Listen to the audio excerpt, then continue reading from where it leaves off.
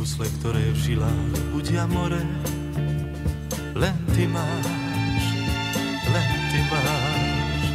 kým v piesni blúdi.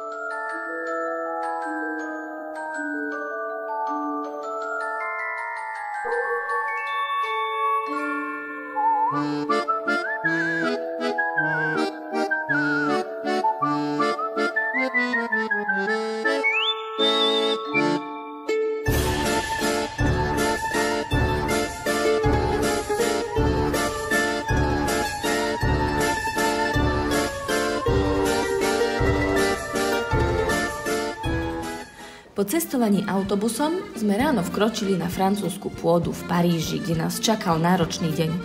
Nalodili sme sa na loďku, kde bol výklad aj v angličtine.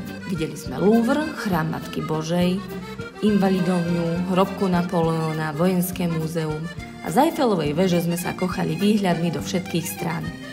Večer sme sadli do autobusu, prespali sme v Calais a ráno sme sa trajektom dostali do Douvru. Tu sme navštívili hrad a dozvedeli sme sa o operácii Dynamo. Pokračovali sme do Canterbury, kde je nádherná katedrála a večer sme sa zvítali v Londýne so svojimi rodinami, kde sme boli ubytovaní.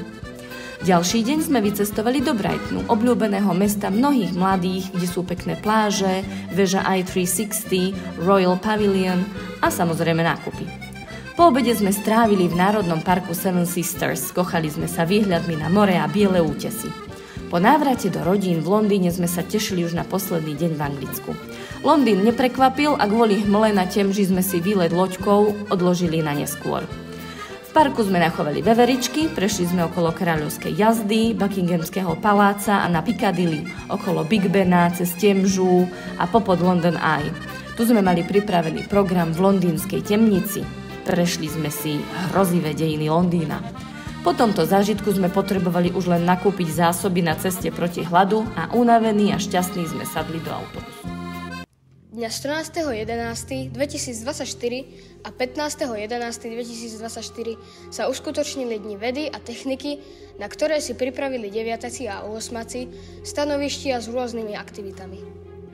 Kamaráti z prvého stupňa chodili po stanovištiach a zabávali sa chémiou, fyzikou, biológiou, technikou, matematikou a informatikou.